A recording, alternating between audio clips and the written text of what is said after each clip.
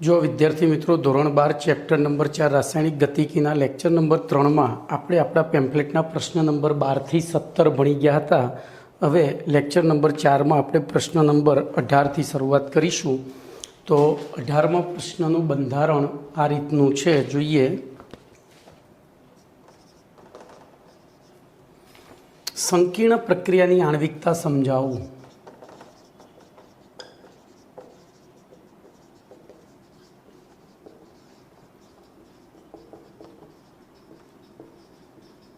बराबर बोलो शू समझावशो आमां?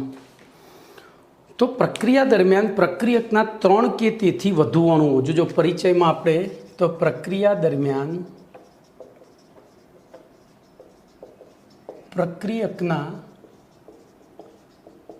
3 के तेथी वधु अणुओ एक ज समय एक ज साथे અથડામણ અનુભવતા હોય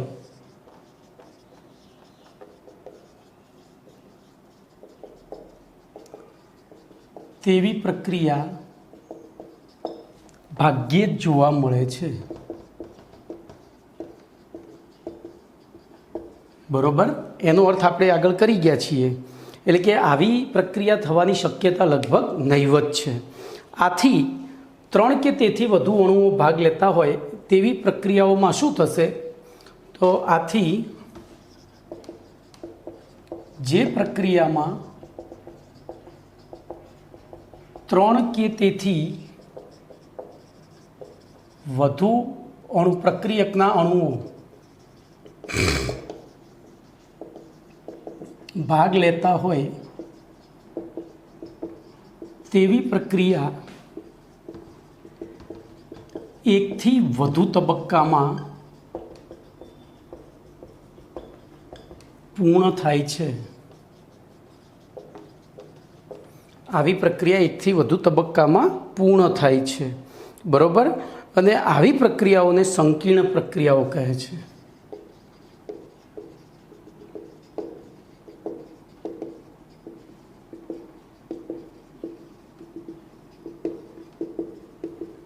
जो आपणे आ रीते लखीए तो मार्क्स कपाता नहीं, पण तेम छतां हूँ टेक्स्टबुक प्रमाणे बोलूँ तो प्रक्रिया दरमियान प्रक्रियकना 3 के तेथी वधु अणुओ अथवा कणो एक ज समय परस्पर અથડામણ अनुभवવાની शक्यता नहीवत होय छे। बरोबर, आथी 3 के तेथी वधु आणविकता धरावती प्रक्रियाओ भाग्ये ज जोवा मळे छे अने आवी प्रक्रियाओ खूब ज धीमी होय छे। आवी प्रक्रियाओ खूब ज धीमी होय छे। हवे केम धीमी होय छे ए मैं बाकी अहींया हवे हूँ समजावीश। दाखला तरीके 2 प्रक्रियकना अणुओ भाग लेता होय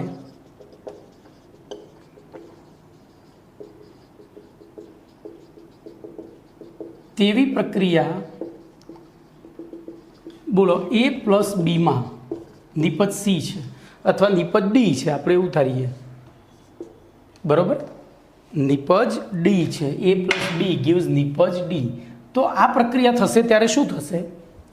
ए नो अणु अने बी नो अणु, ए नो अणु आम आवतो जशे, बी नो अणु आम आवतो जशे।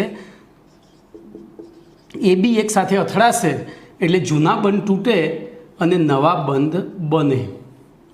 જૂના બંધ તૂટે અને નવા બંધ બને એટલે આમાંથી ડી બની જાય। પણ જો આ જ પ્રક્રિયામાં 3 કણો ભાગ લેતા હોય, ધારો કે તો 3 પ્રક્રિયકના અણુઓ ભાગ લેતા હોય તેવી પ્રક્રિયામાં तो ए प्लस बी प्लस सी गिव्स धारो कि निपज ई बने छे। तो आ प्रक्रिया एक थी वधु तबक्का में थाय। केम? तो आपणे जाणीए छीए कि ताली 2 हाथथी ज पड़े, त्रीजो हाथ आवे तो एक साथे तो ताली पाड़ी ज ना शकाय।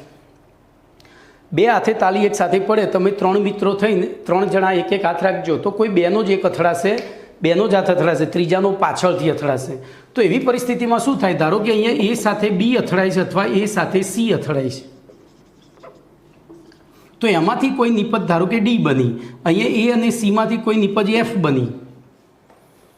बराबर, अने पछी बीजा तबक्कामां एनी साथे सी અથડાય त्यारे ई निपज बने, अहींया बीजा तबक्कामां बी અથડાય त्यारे ई निपज बने छे। तो आम जे प्रक्रिया में 3 के तेथी वधु कणों अथवा तो प्रक्रियकना 3 के तेथी वधु कणों परस्पर અથડામણ अनुभवता होय एवी प्रक्रिया एक थी वधु तबक्का में थती होय આવી પ્રક્રિયા હવે તબક્કા વધે એટલે શું થાય, જ્યાં સુધી આ તબક્કો પૂર્ણ નહીં થાય ત્યાં સુધી આ નહીં થાય, નહીં થાય તો નીપજ આપણને કેવી રીતે મળશે, ધીમેથી. તો આવી પ્રક્રિયાઓ પ્રમાણમાં ધીમી હોય છે અને આવી પ્રક્રિયાઓને સંકીર્ણ પ્રક્રિયાઓ કહે છે. એટલે આપણે આપણા પ્રશ્નને અનુરૂપ સૌથી પહેલાં સંકીર્ણ પ્રક્રિયાની સમજૂતી આપી. હવે આપણે એની આણ્વિકતાની સમજૂતી આપવાની છે, બરાબર. તો એની આણ્વિકતાની સમજૂતી આપણે ઉદાહરણો દ્વારા આપીશું. ધારો કે એક પ્રક્રિયા લઉં, KClO3 plus 6FeSO4 plus 3H2SO4, 6FeSO4 plus 3H2SO4 gives KCl plus 3Fe2SO4 thrice, KCl plus 3Fe2SO4 thrice plus 3H2O. બોલો, આવી પ્રક્રિયા છે. હવે આ પ્રક્રિયાના તત્વયુગ્મિતિક ગુણાંકોને ધ્યાનમાં લઈએ અને સૈદ્ધાંતિક રીતે ગણીએ તો આ પ્રક્રિયાની આણ્વિકતા સૈદ્ધાંતિક એટલે કે ગાણિતિક રીતે 10 હોવી જોઈએ. પણ આપણે જાણીએ છીએ, આપણે શું જાણીએ છીએ કે 3 કે તેથી વધુ કણો એકબીજા સાથે અથડાતા હોય તેવી પ્રક્રિયાઓ ભાગ્યે જ જોવા મળે છે. તો વાસ્તવમાં આ પ્રક્રિયાની આણ્વિકતા 2 છે. જો હોવી જોઈએ 10 પણ છે કેટલી, 2. બોલો, આપણને કેવી રીતે ખબર પડી હશે, બરાબર. આણ્વિકતા 10 હોવી જોઈએ પરંતુ વાસ્તવમાં પ્રક્રિયા દ્વિતીય ક્રમની છે એટલે એની આણ્વિકતા 2 હોય છે. આથી કહી શકાય છે કે ઉપરોક્ત પ્રક્રિયા સંકીર્ણ પ્રક્રિયા છે અને તે એક કરતાં વધુ તબક્કામાં થતી હોવી જોઈએ અને તેના વિવિધ તબક્કાઓ પૈકી આથી ઉપરોક્ત પ્રક્રિયા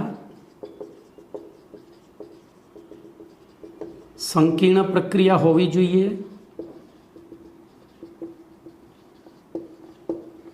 ઉપરોક્ત પ્રક્રિયા સંકીર્ણ પ્રક્રિયા હોવી જોઈએ અને તે એકથી વધુ તબક્કામાં પૂર્ણ થતી હોવી જોઈએ અને તે પૈકીના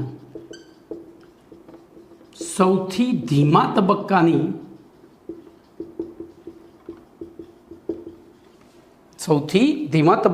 આણ્વિકતા, બોલો, એટલે કે સૌથી ધીમો તબક્કો વેગ નિર્ણાયક તબક્કો હોય છે. સૌથી ધીમો તબક્કો વેગ નિર્ણાયક તબક્કો હોય છે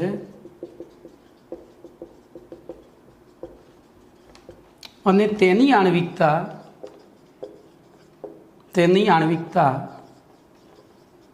2 હોય છે. એટલે કે આખી પ્રક્રિયાની આણ્વિકતા કેટલી થઈ જાય છે, 2 થઈ જાય છે, બરાબર. ચલો, એના પછી બીજું ઉદાહરણ લઈએ. આ ભૂસીને બીજું લઈશ કારણ કે એને સારી રીતે સમજવાનું છે. આમાં તો ખાલી લખી જ દેવાનું છે, પહેલાંમાં સમજવાનું છે, ક્રિયાવિધિ સાથે સમજવાનું છે. તો હું બીજું ઉદાહરણ લઈશ કે H2O2નું આયોડિનના માધ્યમમાં.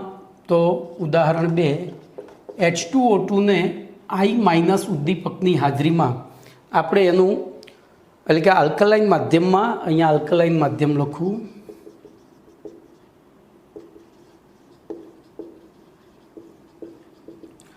I- ઉદ્દીપકની હાજરીમાં પ્રક્રિયા કરીએ તો 2H2O પ્લસ O2, બરાબર. હવે જો સૈદ્ધાંતિક રીતે આ પ્રક્રિયાનો ક્રમ, તો આની સૈદ્ધાંતિક આણ્વિકતા કેટલી જોઈએ, બોલો, આણ્વિકતા કેટલી થાય, તો 1 થવી જોઈએ. કેમ, આપણે એને સંતુલિત કરીએ તો 2 થવી જોઈએ ને. સૈદ્ધાંતિક આણ્વિકતા કેટલી થવી જોઈએ, 2. કેમ, તો એ પ્રક્રિયામાં 2 H2O2ના અણુઓ એકબીજા સાથે અથડાઈને H2O અને O2 બનાવે છે. પરંતુ આ પ્રક્રિયા સંકીર્ણ પ્રક્રિયા છે અને તે નીચે પ્રમાણે 2 તબક્કામાં થાય છે. ચલો, તબક્કો 1.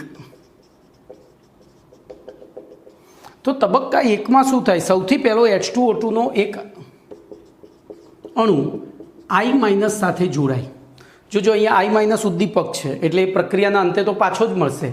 તો એક અણુ એ I- સાથે જોડાયો અને નિપજ તરીકે આપણને H2O પ્લસ IO માઇનસ બનાવ્યું. બીજા તબક્કામાં H2O2નો બીજો અણુ IO માઇનસ સાથે જોડાય એટલે ફરીથી એક H2O2નો અણુ બને H2Oનો અને O2 મુક્ત થાય અને I માઇનસ પાછો આવતો રહે. તો જોજો અહીંયા આ ધીમો તબક્કો છે, આ તબક્કો કેવો છે? ધીમો, અને બીજો ઝડપી. તો આપણે હાલ ભણી ગયા એ પ્રમાણે બોલો આનો વેગ નિર્ણાયક તબક્કો ધીમો થાય અને ધીમા તબક્કામાં કેટલા કણો અથડાય છે? તો કે 2, પણ એ 2માંથી એક તો પાછો મળે છે છેલ્લે, એટલે એક જ અથડાયો કહેવાય. દાખલા તરીકે શાહરૂખ ખાનનું બાદશાહ પિક્ચર જુઓ તો એમાં અખરોટ તોડવાની ક્રિયા, તો કાચ ઉપર અખરોટ પછાડે તો અખરોટ તૂટી અને પાછી આવે છે, તો એમાં કાચ ભાગ લેતો નથી કારણ કે કાચ એઝ ઇટ ઇઝ રહે છે. એમ અહીંયા પણ I minus as it is રહે છે, છેલ્લે એમના એમ પાછો મળે છે, એટલે આને પ્રક્રિયક ગણાય નહીં. તો બોલો ધીમા તબક્કામાં અહીંયા સૈદ્ધાંતિક આણ્વિકતા કેટલી થઈ? તો ધીમા તબક્કામાં ફક્ત એક જ અણુને ભાગ લીધો, એક જ અણુની અથડામણ થઈ, એટલે એને કહેવાય એક આણ્વીય પ્રક્રિયા. આમ આ પ્રક્રિયા બોલો કેવી છે? તો બંને તબક્કા દ્વિઆણ્વીય છે, પરંતુ તેનો પ્રથમ તબક્કો ધીમો હોવાથી તે વેગ નિર્ણાયક તબક્કો છે. આથી આ પ્રક્રિયા દ્વિતીય ક્રમની અને દ્વિઆણ્વીય પ્રક્રિયા છે. ભાઈ હવે જોજો, તમારે ચોપડી પ્રમાણે લખવાનું છે, પણ વાસ્તવમાં આ દ્વિઆણ્વીય ના કહેવાય, આ એક આણ્વીય જ કહેવાય, કારણ કે ઉદ્દીપક પ્રક્રિયામાં ભાગ લેતો નથી. બરોબર, ઉદ્દીપક એની સાંદ્રતાની કોઈ જ અસર થતી નથી, એટલે આ ચોપડીની ભૂલ છે. પણ મારે તમને ભૂલ પણ ભણાવવી પડે, કારણ કે 100 ગાંડા પીપુડી વગાડતા હોય તો કાં તો ડાયાએ વગાડવી ના જોઈએ, કાં તો ગાંડા જેવી વગાડવી જોઈએ. તો અહીંયા આ ભૂલ છે, અહીંયા ભૂલ છે ચોપડીમાં, અહીં પાપુમાં પાઠ્યપુસ્તકમાં ભૂલ છે. આ પ્રક્રિયાને દ્વિઆણ્વીય દર્શાવી છે. વાસ્તવમાં રાસાયણિક ગતિકીના નિયમો અનુસાર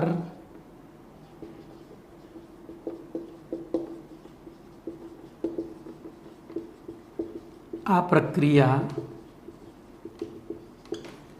એક આણ્વીય થવી જોઈએ. જો આ નોંધ ખાસ યાદ રાખજો. એટલે તમારે લખવાનું છે ટેક્સ્ટબુક પ્રમાણે, પણ યાદ રાખવાનું છે G-NEET માટે આ રીતે યાદ રાખજો. બોલો ક્લિયર? તો આપણો અહીંયા આ પ્રશ્ન પૂરો થયો. હવે 19મો પ્રશ્ન લઈશું.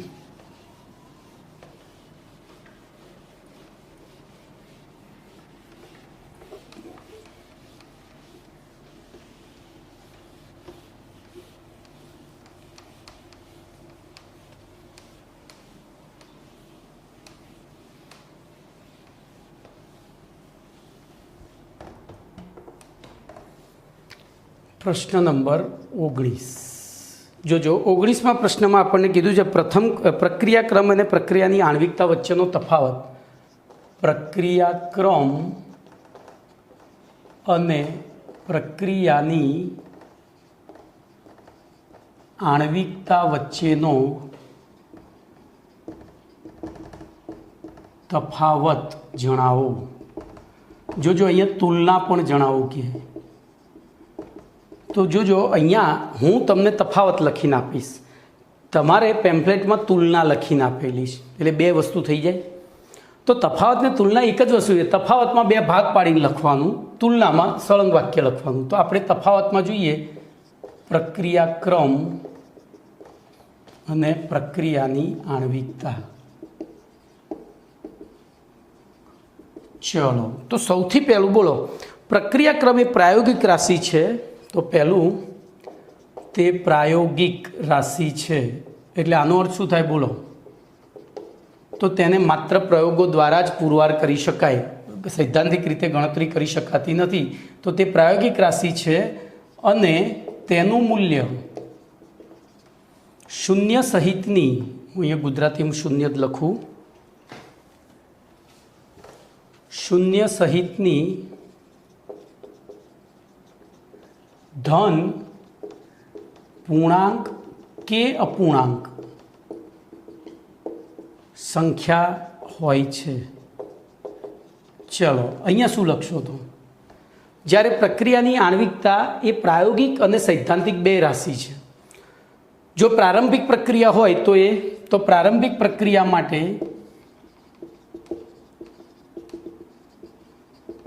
સૈદ્ધાંતિક રાશિ છે. જો બધું ચોપડીમાં નથી લખેલું ભાઈ. જ્યારે સંકીર્ણ પ્રક્રિયા માટે પ્રાયોગિક રાશિ છે. તેનું મૂલ્ય હંમેશા ધન પૂર્ણાંક સંખ્યા જ હોય.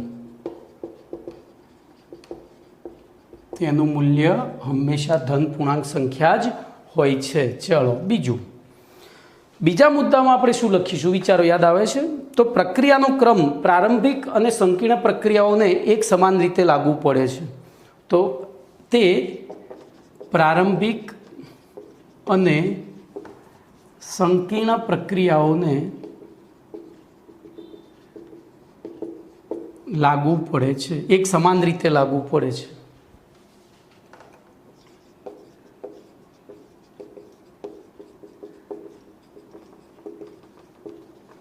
જ્યારે તે પ્રારંભિક પ્રક્રિયાઓ માટે વ્યાખ્યાયિત કરી શકાય છે તેને જ્યારે સંકીર્ણ પ્રક્રિયાઓ માટે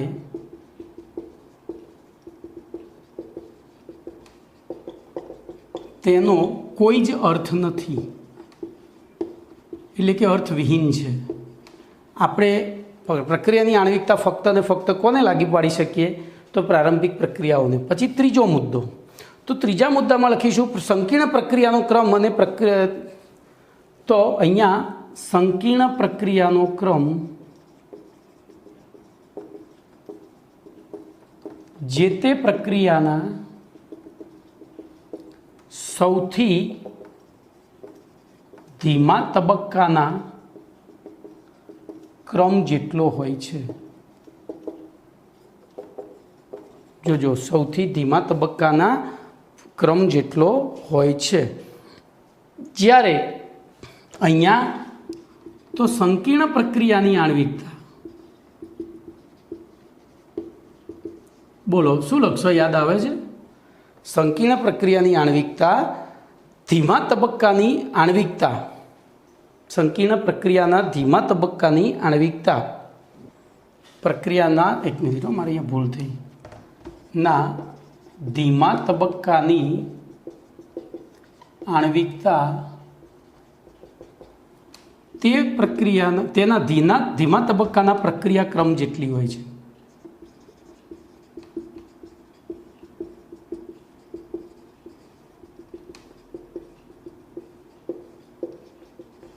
તો આ ટોટલી થિયોરિટિકલ પ્રશ્ન છે. ફરી એકવાર તમને જો અહીંયા તફાવત જણાવો કે તુલના જણાવો, તફાવતમાં તમે આ રીતે લખી શકો, તુલનામાં સળંગ લખવાનું કે પ્રક્રિયાક્રમ પ્રાયોગિક રાશિ છે અને તેનું મૂલ્ય શૂન્ય સહિતની ધન પૂર્ણાંક કે અપૂર્ણાંક સંખ્યા હોય છે. જ્યારે પ્રક્રિયાની આણ્વિકતા એ પ્રારંભિક પ્રક્રિયા માટે સૈદ્ધાંતિક રાશિ છે, જ્યારે સંકીર્ણ પ્રક્રિયાઓ માટે રાસાયણિક છે, તેનું મૂલ્ય હંમેશા ધન પૂર્ણાંક જ હોય છે.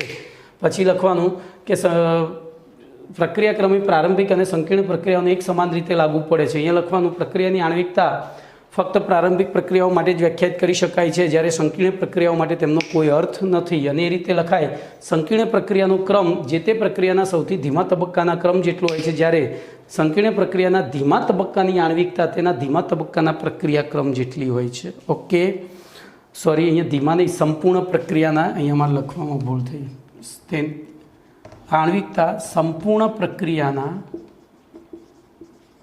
કેમ ભાઈ આવું થયું? કહો તો આવું કેમ થયું? તો જોજો, ધીમા તબક્કાનો ક્રમ એ કુલ પ્રક્રિયાનો ક્રમ અને કુલ પ્રક્રિયાનો ક્રમ એ જેની આણ્વિકતા. ખબર પડી? તો આ રીતે તમારે આ તફાવત લખવાનો છે.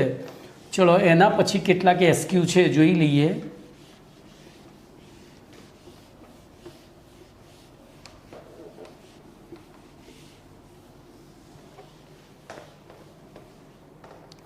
તો S19 S19 તો S19 પ્રક્રિયા A+B gives C અથવા તો નિપજ નો વેગ બરાબર K કૌંસમાં A ની 1/2 ઘાત ઇન્ટુ B ની 2 ઘાત હોય તો આ પ્રક્રિયાનો ક્રમ બરાબર કેટલા? ભાઈ હવે અહીંયા મારે પ્રશ્ન ના લખું તો ચાલે, પણ પ્રશ્નમાં જવાબ હોય છે, મારે તમને સમજાવવાનું છે. તો અહીંયા લખાય પ્રક્રિયાનો ક્રમ બરાબર, બોલો આ ઘાતો જે છે x + y એટલે કે 1/2 + 2 બરાબર 2.5. કેટલા? 2.5. ચલો બીજો S20 લઈ લો. તો પ્રક્રિયા x + y gives નિપજ દ્વિતીય ક્રમની ગતિકીને અનુસરે છે.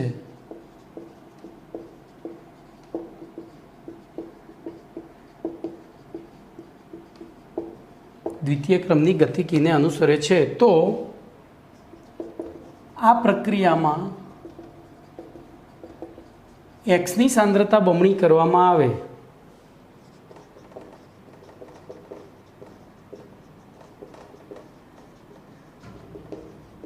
તો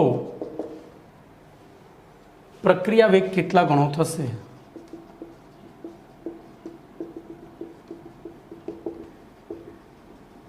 બોલો. તો આપણે સીધું જ અહીંયા લખી દેવાય, દ્વિતીય ક્રમની ગતિકીને અનુસરે છે, તેથી વેગ બરાબર K કૌંસમાં એક્સની, એક જ મિનિટ હો, પ્રક્રિયા એક્સ gives y છે. મારી ભૂલ થઈ ભાઈ, અહીંયા એક્સ gives y છે. ચલો એ ભૂલ થઈ હતી, એમાં કંઈક નવું શીખવાડું છું પછી. તો એક્સ દ્વિતીય ક્રમની એટલે અહીંયા 2 ઘાત લખી દેવાની.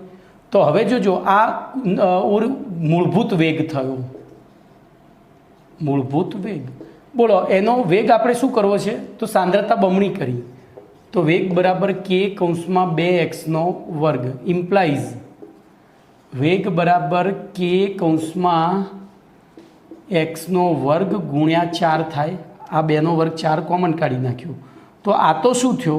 મૂળભૂત વેગ છે. જુઓ, તેથી નવો વેગ શું થશે? બોલો, નવો વેગ બરાબર મૂળભૂત વેગના 4 ગણો.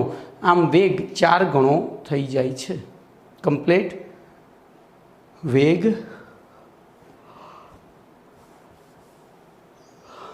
હવે મેં અહીંયા બમણી લખ્યું છે. એકચ્યુઅલી મારી જોવાની ભૂલના કારણે તમને એક નવો પ્રશ્ન મળ્યો. ત્યાં બોલો 3 ગણી કરી છે, બમણીની જગ્યાએ 3 ગણી કરી છે. તો આપણે શું કરીશું? વેગ બરાબર K કૌંસમાં 3x² ઇમ્પ્લાઇઝ વેગ બરાબર 3 × 9 ઇન્ટુ kx² થાય. પણ kx² તો શું છે? જૂનો વેગ છે, જોઈ લો.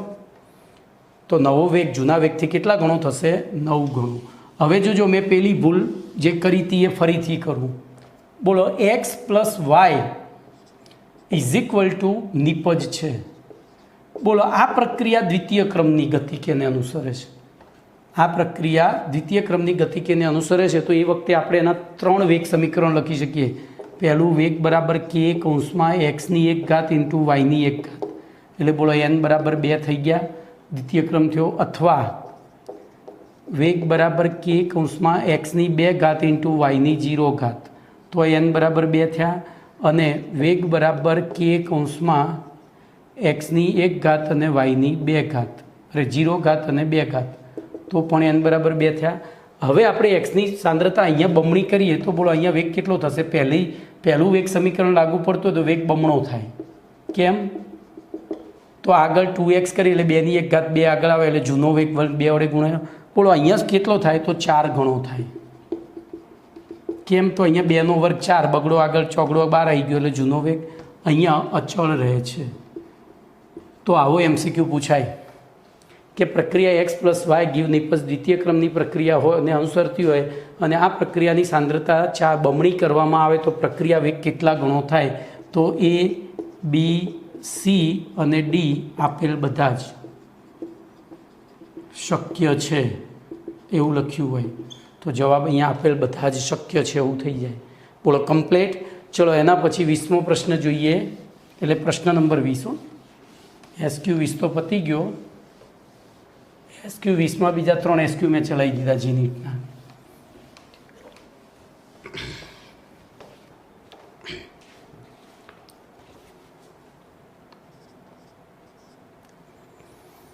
વીસમો પ્રશ્ન છે, પ્રક્રિયાના સંકલિત વેગ સમીકરણનું મહત્વ જણાવો.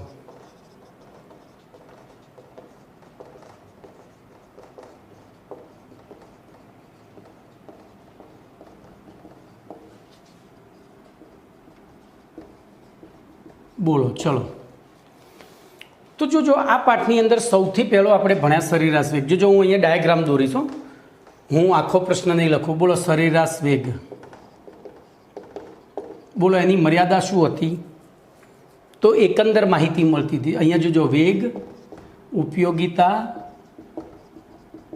અને મર્યાદા આપણે કોષ્ટક સ્વરૂપે, ડાયાગ્રામ સ્વરૂપે બોલો એકંદર માહિતી મળતી હતી. જ્યારે નિશ્ચિત સમયે વેગ જાણી શકાતો ન હતો. બરાબર. આપણે અહીંથી ગાડી લઈને દાખલા તરીકે 10 વાગે નીકળ્યા અને બરોડા 12 વાગે પહોંચ્યા તો 2 કલાકમાં 100 કિલોમીટર કાપ્યું, એટલે આપણું ઝડપ થઈ 50 કિલોમીટર પ્રતિ કલાક. પણ એમાં 11 વાગે આપણી ઝડપ કેટલી હતી આપણે ચોક્કસપણે કહી શકીએ નહીં. એટલે કે સરેરાશ વેગના આધારે એકંદર માહિતી મળે, નિશ્ચિત સમયે વેગ જાણી શકાતો નથી. તો એ નિશ્ચિત સમયે વેગ જાણવા માટે આપણે ત્વરિત વેગ આપ્યો. તો નિશ્ચિત સમયે વેગ જાણી શકાય છે, નિશ્ચિત સમયે. પણ જો એમાં શું કરવું પડતું હતું ત્વરિત વેગ માટે? તો સાંદ્રતા વિરુદ્ધ સમયના આલેખ દોરી એમાં ઢાળ શોધવો પડતો. હવે જુદા જુદા વૈજ્ઞાનિકો આલેખ જુદો જુદો દોરે એ વખતે આપણને ચોક્કસ મૂલ્ય મળતું નહોતું, ઢાળનું ચોક્કસ મૂલ્ય પ્રાપ્ત થતું નથી. બરાબર. તો ચોક્કસ મૂલ્ય પ્રાપ્ત થતું, એટલે કે ત્વરિત વેગનું માપન પણ કેવું છે? મુશ્કેલ. ચલો એ દૂર કરવા માટે આપણે આપ્યો વેગ રજૂઆત. વેગ રજૂઆત અથવા તો વિકલનીય વેગ સમીકરણ. વેગ રજૂઆત અથવા વિકલનીય વેગ સમીકરણ. બોલો આના આધારે આપણે શું કરી શક્યા? તો ત્વરિત વેગની મર્યાદા દૂર કરવા માટે પ્રક્રિયાના વેગ નિયમ અથવા તો વિકલનીય વેગ સમીકરણની વ્યાખ્યા આપવામાં આવી. પરંતુ પ્રક્રિયા વેગ નિયમ અથવા વિકલનીય વેગ સમીકરણની તારવણી પ્રયોગો દ્વારા જ નક્કી થાય છે. ઉપયોગિતા પહેલાં એ પ્રાયોગિક છે, અને પ્રાયોગિક હોય તો પ્રયોગમાં સહેજ નાની અમથી ભૂલ થાય તો એનું મૂલ્ય ચોક્કસ છે કે નહીં તે નક્કી કરવું મુશ્કેલ છે. વળી એ પ્રયોગ કરવા માટે આપણે યોગ્ય સમયાંતરે પ્રક્રિયા પાત્રમાંથી સોલ્યુશન બહાર કાઢી એનું અનુમાપન કરવું પડે. હવે તમે બહાર કાઢીને અનુમાપન કરો છો એ વખતે સમય નોંધશો કે રીડિંગ નોંધશો? આમ ટૂંકમાં પ્રાયોગિક કાર્ય કેવું છે? પ્રાયોગિક કાર્ય મુશ્કેલ છે. અને સાંદ્રતાનું નિર્ધારણ મુશ્કેલ છે.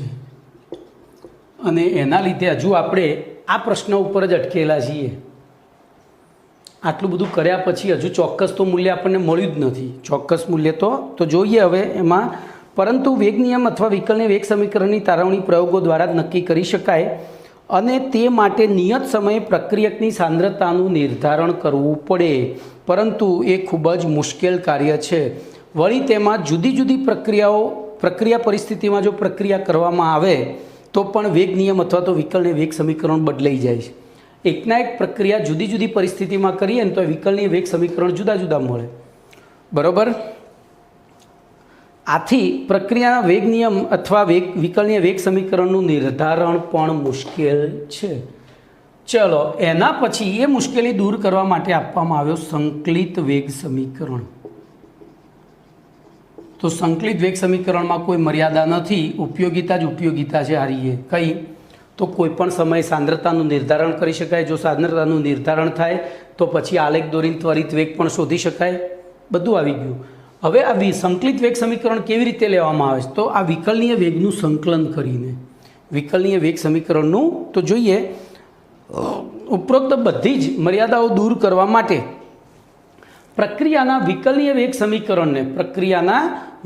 વેગ સમીકરણનું સંકલન કરી અને પ્રક્રિયા વેગ સમજાવતું એક નવું સમીકરણ ઉપજાવવામાં આવ્યું છે, જેને સંકલિત વેગ સમીકરણ કહે છે. જેને આ સમીકરણની મદદથી જુદા જુદા સમયે પ્રક્રિયકોની સાંદ્રતાનું સરળતાથી માત્ર ગણતરી દ્વારા પ્રયોગ કર્યા વગર સાંદ્રતા નક્કી કરી શકાય છે, અને એ સાંદ્રતા એકદમ ચોક્કસ હોય છે. આથી સંકલિત વેગ સમીકરણની એક જ મર્યાદા છે. જોજો, આની એક મર્યાદા છે. એ મર્યાદા ના કહેવાય, આમ તો જુદા જુદા ક્રમની પ્રક્રિયા માટે સંકલિત વેગ સમીકરણ જુદા જુદા હોય છે.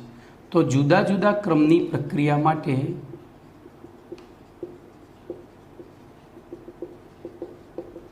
સંકલિત વેગ સમીકરણ જુદા જુદા હોય છે. બોલો, કમ્પ્લીટ. આ એક જ મર્યાદા, બાકી આ બધાની મર્યાદા એની ઉપયોગિતા. ઓકે, તો અહીંયા તમારો 20મો પ્રશ્ન પણ, આ પણ એક થિયોરિટિકલ પ્રશ્ન છે. આ પ્રશ્ન ક્યારેય પૂછાશે નહીં, પણ મારી પરીક્ષામાં પૂછાશે. કેમ? તો મારે તમને દરેકનું મહત્ત્વ સમજાવવું છે કે આપણે કોઈ પણ વસ્તુ પહેલાં ધોરણ પછી બીજું, બીજા પછી ત્રીજું, ત્રીજા પછી ચોથું કેમ ભણીએ છીએ. તો જે પહેલાંમાં નહોતું આવડ્યું એ શીખવા માટે બીજું ભણીએ છીએ, બીજામાં નહોતું આવડ્યું એ ત્રીજામાં જે મુશ્કેલી હતી દૂર કરવા ચોથું ભણીએ છીએ. તો આગળ જઈએ એમ આપણું અભ્યાસ કાર્ય છે એના જેવું છે આ પણ. ચલો, એના પછી 21મો પ્રશ્ન લઈએ. તો આ એક આખો મેથેમેટિકલ પ્રશ્ન છે, એને ધ્યાનથી સમજજો, નહીંતર મુશ્કેલી પડશે.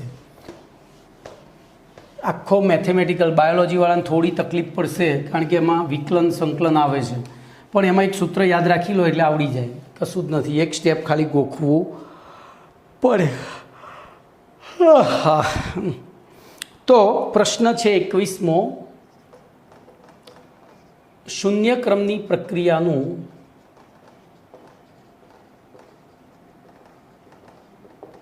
સંકલિત વેગ સમીકરણ તારવું. બોલો, આવો પ્રશ્ન છે. બોલો, આને તારવવા માટે આપણે શું કરીશું? તો પહેલી તો શૂન્ય ક્રમની પ્રક્રિયાની વ્યાખ્યા આપી દઈએ. તો જે પ્રક્રિયાનો વેગ તે પ્રક્રિયામાં, તો જોજો અહીંયા હું બધું નહીં લખું, શૂન્ય ક્રમની પ્રક્રિયા. બોલો, તો સીધે સીધું શું લખાય? જે પ્રક્રિયાનો વેગ તે પ્રક્રિયામાં ભાગ લેતા પ્રક્રિયકોની મોલર સાંદ્રતાના શૂન્ય ઘાતના સમપ્રમાણમાં હોય, એટલે કે સાંદ્રતાથી સ્વતંત્ર હોય એવી પ્રક્રિયાઓને કઈ પ્રક્રિયાઓ કહેવાય? શૂન્ય ક્રમની પ્રક્રિયાઓ. કઈ પ્રક્રિયાઓ કહેવાય? શૂન્ય ક્રમની પ્રક્રિયાઓ. હવે આપણે ધારી લઈએ એની સાબિતી આપવા માટે, તો તારવણી. તો જોજો, ધારો કે પ્રક્રિયા R2P શૂન્ય ક્રમની પ્રક્રિયા છે. શૂન્ય ક્રમની પ્રક્રિયા છે, બરોબર? R2P શૂન્ય ક્રમની પ્રક્રિયા છે. આપણે એને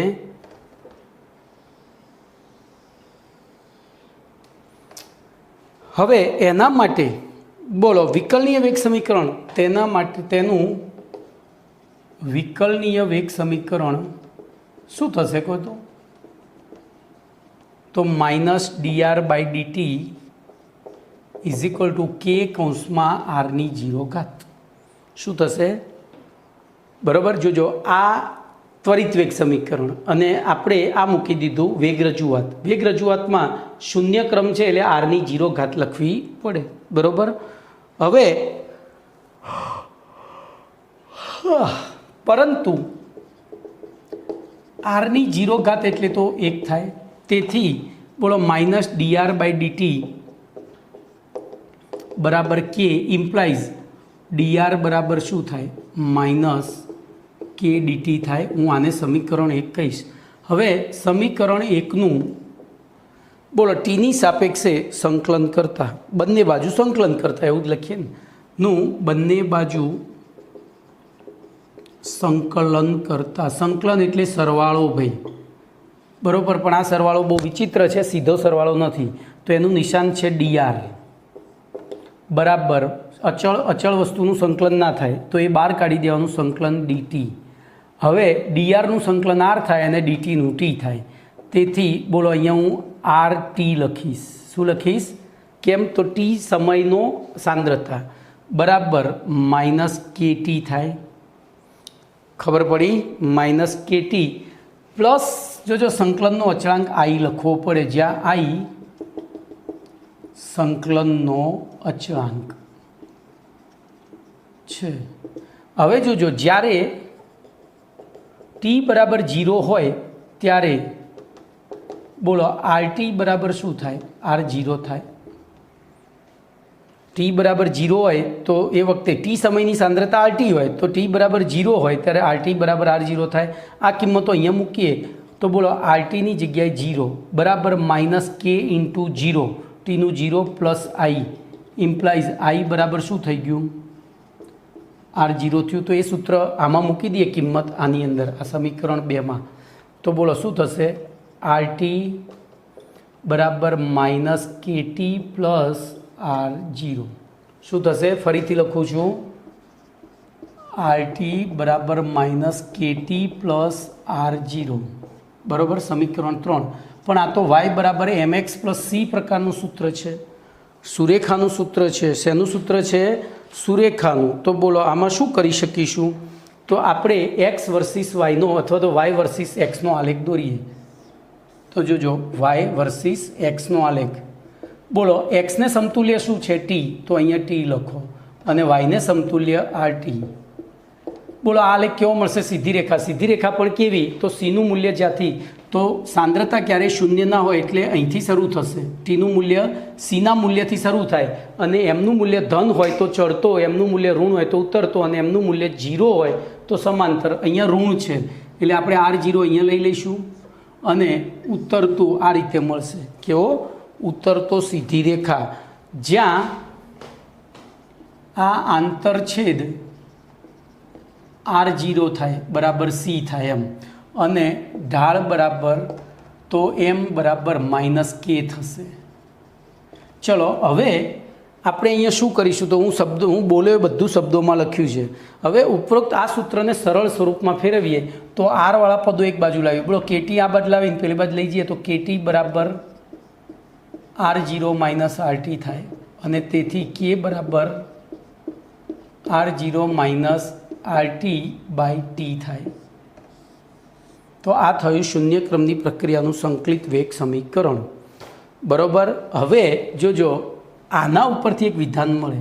બોલો આવું એક સમીકરણ આપણે લખ્યું હતું, વેગ બરાબર R0 minus RT upon delta T. પણ ડેલ્ટા ટી એટલે તે સમયગાળો જ હતો, ટીમાંથી 0 બાદ થાય, એમાં ટીમાંથી 0 બાદ થાય. તો બોલો, તો આ બે સમીકરણમાં શું સામ્યતા છે? તો બંને એક જ સમીકરણ છે.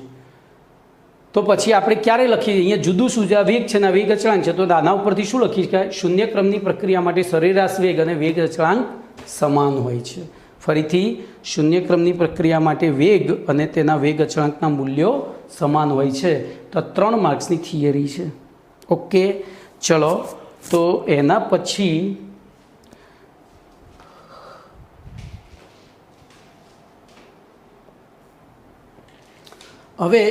એક નાનો SQ છે, જોઈ લઈએ. હું હવે વર્બલી જ બોલી જાઉં છું. S21. બોલો શૂન્ય ક્રમની પ્રક્રિયા માટે RT વર્સિસ ટીના આલેખનું ઢાળનું મૂલ્ય અને આંતરછેદનું મૂલ્ય કેટલું હોય? તો ઢાળનું મૂલ્ય -k જેટલું અને આંતરછેદનું મૂલ્ય R0 જેટલું. ઓકે, ચલો એના પછી 22મો પ્રશ્ન ભણીએ.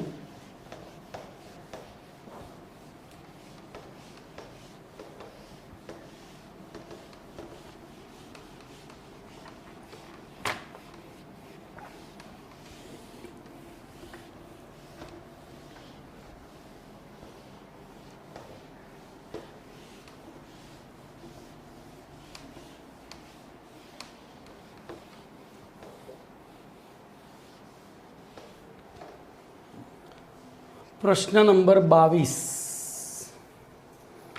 ઉદાહરણ આપી શૂન્ય ક્રમની પ્રક્રિયાની ગતિકી સમજાવો. ઉદાહરણ આપી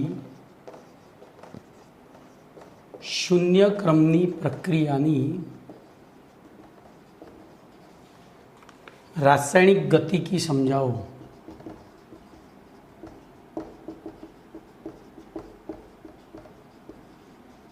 બોલો આવો પ્રશ્ન છે. તો ધ્યાન રાખજો, આપણે પહેલું ટાઇટલ આપી દઈશું, શૂન્ય ક્રમની પ્રક્રિયાની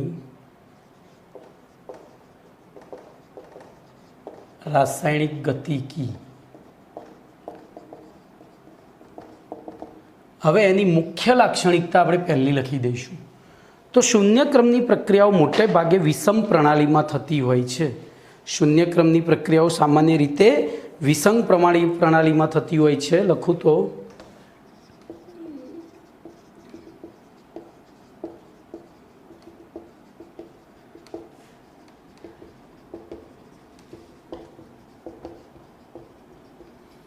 વિષમ પ્રણાલી. વિષમ પ્રણાલી એટલે કૌંસમાં લખી દઈએ, જે પ્રક્રિયામાં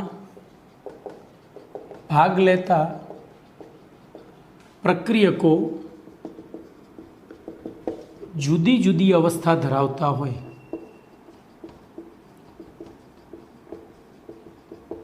એટલે કે એક ઘન હોય ને બીજો પ્રવાહી હોય, અથવા એક ઘન હોય ને બીજો વાયુ હોય, એવી પ્રણાલીને વિષમ પ્રણાલી કહે છે.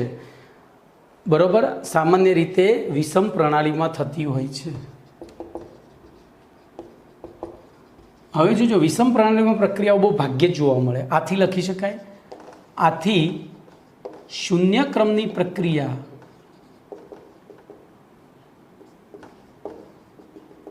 અસામાન્ય છે. અસામાન્ય છે એટલે કે ભાગ્યે જ જોવા મળે છે.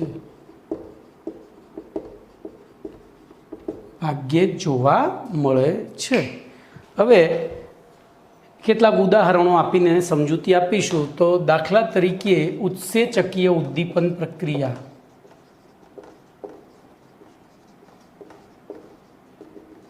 ઉત્સેચકીય ઉદ્દીપન પ્રક્રિયા અથવા તો ઉદ્દીપકની પ્રક્રિયાઓ. આપણે એક ઉદાહરણ લઈએ, પ્લેટિનમની સપાટી ઉપર એમોનિયાના વિઘટનની પ્રક્રિયા.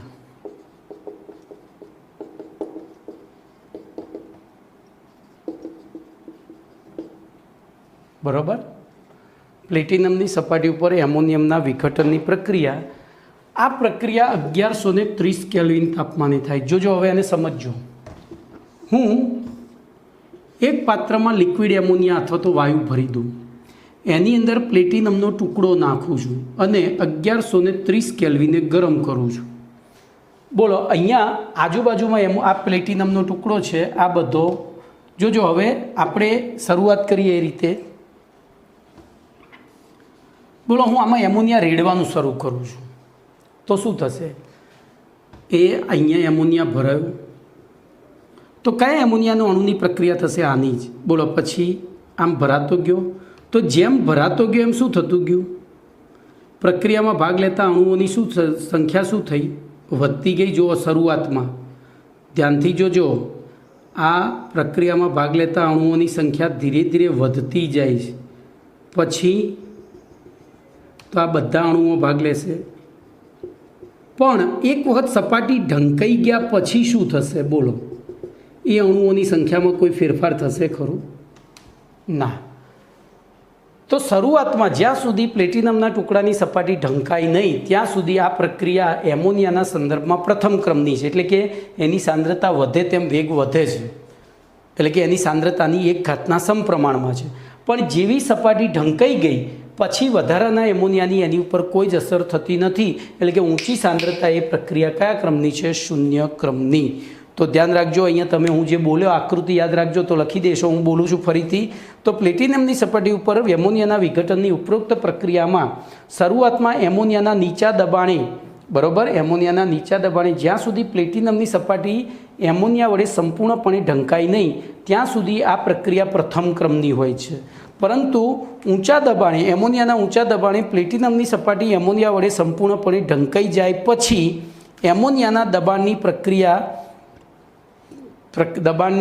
પ્રક્રિયા વેગ ઉપર કોઈ અસર થતી નથી.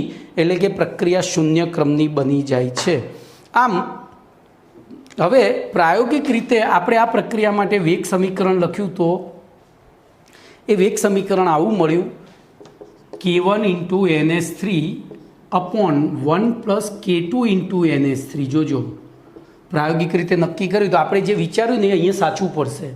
તો જોજો, ઊંચા દબાણે પહેલું ઊંચું દબાણ, અરે નીચું દબાણ લઈએ આપણે, નિયમ પ્રમાણે જઈએ ને સીધું. તો નીચા દબાણે છેદમાં આ દબાણ એટલે કે સાંદ્રતા નીચી છે. તો બોલો, એકની સાપેક્ષે આ પદને અવગણી શકાય? તો એકની સાપેક્ષે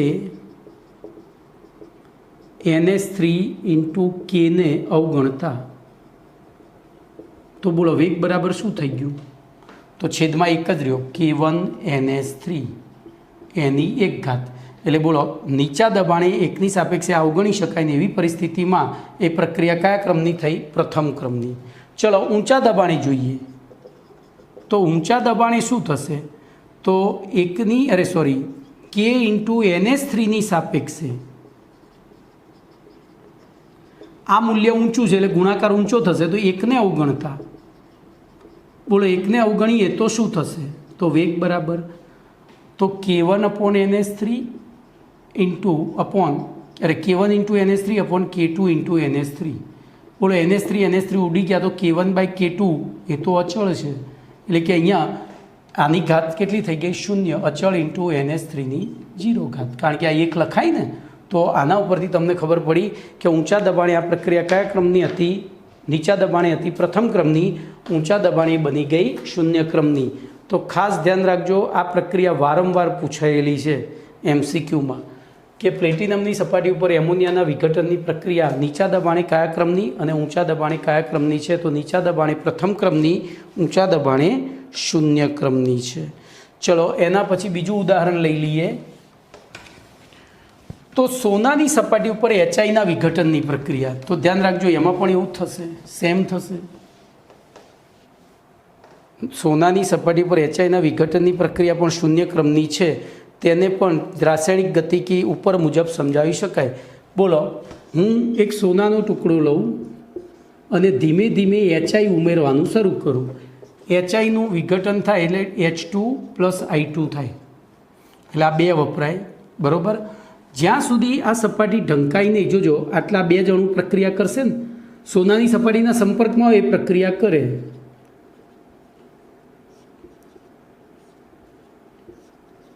બોલો પછી આ લેવલ આવે એટલે આ બધા અણુ કરે, પણ એ ભરાઈ ગયા પછી ઉપરના લેવલના અણુઓને કોઈ અસર થતી. તો બોલો એક MCQ પૂછાય. શું પૂછશો? તો 0 ક્રમની પ્રક્રિયાઓ મુખ્યત્વે કેવી પરિસ્થિતિમાં જોવા મળે છે? જોજો અહીંયા આપણને એવું કીધું છે વિષમ પ્રણાલીમાં, પણ વિષમ પ્રણાલીમાં પરિસ્થિતિ કેવી? તો વાયુ કે પ્રવાહીની સાંદ્રતા નીચી હોય ત્યારે તે પ્રથમ ક્રમની અને વાયુ કે પ્રવાહીની સાંદ્રતા ઊંચી હોય ત્યારે તે 0 ક્રમની જોવા મળે છે. ઓકે, તો અહીંયા તમારો 22મો પ્રશ્ન પણ પૂરો.